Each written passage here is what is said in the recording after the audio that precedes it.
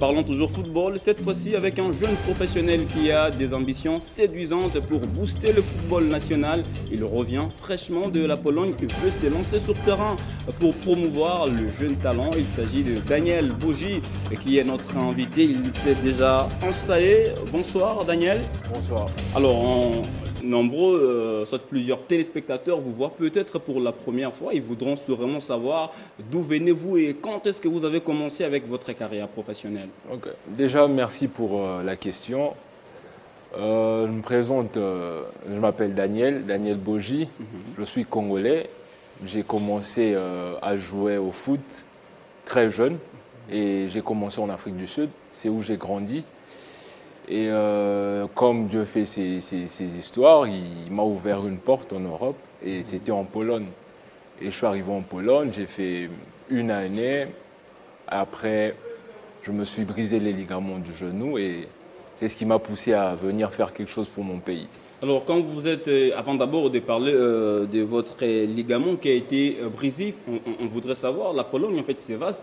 Vous évoluez dans quel club et c'était précisément dans quelle partie du pays? J'étais à Varsovie déjà. J'étais à Varsovie dans KTS Weszło. Et c'est dans la capitale. Et c'est où j'ai passé mes une année de contrat. Et normalement, j'avais 3 ans de contrat. Mais quand je me suis brisé le ligament, je ne pouvais plus continuer. Et j'ai dû terminer mon contrat avec l'équipe. Quand vous avez quitté l'Afrique du Sud pour la Pologne, sûrement, vous disiez peut-être que vous allez vous retrouver dans le haut niveau. Exactement. Mais le fait pour vous de vous voir le ligament être brisé, sûrement vous avez vu votre espoir de devenir un jour joueur professionnel s'est volatilisé. Exactement. Quand ça s'est passé, pour moi, c'était la fin. Hein, parce que je vivais du foot et je me suis dit, mais Nzambe, pour la Nisiko, en tant que jeune, comme tout jeune, c'est extra. Mais après, avec le temps, Dieu m'a montré que ouais, je peux toujours faire quelque chose dans le foot. Et c'est ce que je compte faire pour mon pays là, en ce moment. Mais vous êtes revenu au pays depuis l'année dernière. Le public se pose la question, vous êtes porteur de quel message? Vous êtes revenu pour faire quoi concrètement? Exactement. Je suis en ce moment agent, scout, manager aussi.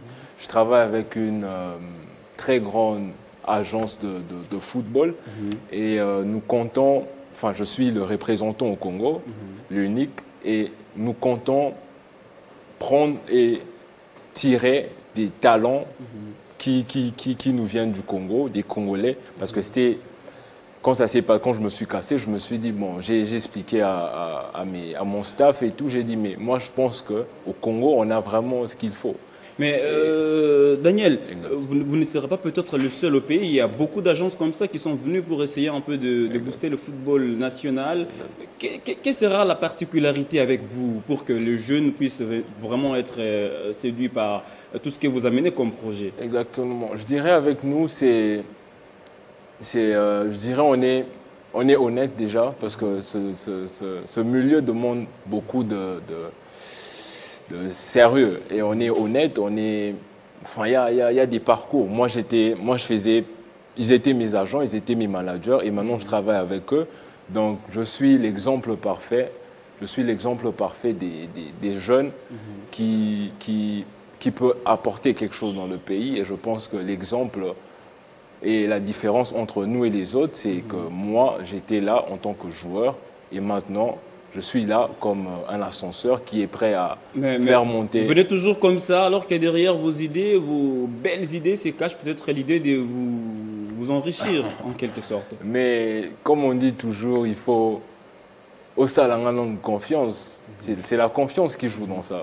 Alors, Daniel, on va évoluer. Avant de venir à la télé, est-ce que vous avez déjà eu le temps de rencontrer les autorités sportives pour essayer d'échanger avec eux, puisque vous ne pouvez pas venir directement commencer un projet sans pour autant voir ces derniers en amont? J'aimerais bien le faire en ce moment même, car je suis arrivé il y a un mois exactement, qui est en décembre 2020. Et je pense que maintenant, je suis prêt à voir ou parler aux autorités et introduire mon staff de Pologne et tenter notre chance. Et avant de se quitter, peut-être on voudrait savoir, votre projet est à l'étape embryonnaire, vous avez déjà, ou bien il est déjà sur terrain, c'est pour quand le lancement justement de tout ce que vous avez né comme idée, comme projet?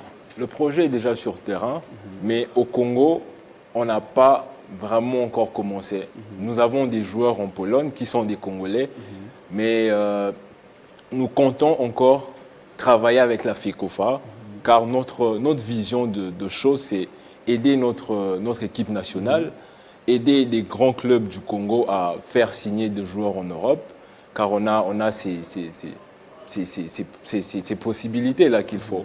Et je pense que tout revient aux autorités et aux clubs de faire confiance et de m'accorder peut-être un temps. Un dernier message au public qui vous écoute? Je dirais que il faut jamais abandonner déjà, parce que votre question c'était ouais, quand ça s'est passé, je me suis dit quoi? J'étais arrivé à un niveau, je me suis dit bon, c'est fini pour moi, ma vie est finie, parce que quand tu joues au foot, tu vis du foot, et quand ça part, tu te dis mais il y a quoi à faire? Mais après, là aujourd'hui, je suis là et je me rends compte que je suis vraiment placé à aider les vies, à aider ceux qui comptent atteindre ce niveau professionnel, car au Congo, on a des très talentueux, mais c'est juste les opportunités et les portes. Et je pense que je suis placé pour aider et changer leur vie, leur vision de choses. Et voilà, quoi. C'est un petit message que j'ai pour nos jeunes talentueux. Daniel Boji, vous êtes un joueur professionnel et c'est en cette qualité qu'on vous avait reçu sur ce plateau. Merci d'avoir répondu à notre invitation. Merci beaucoup à vous.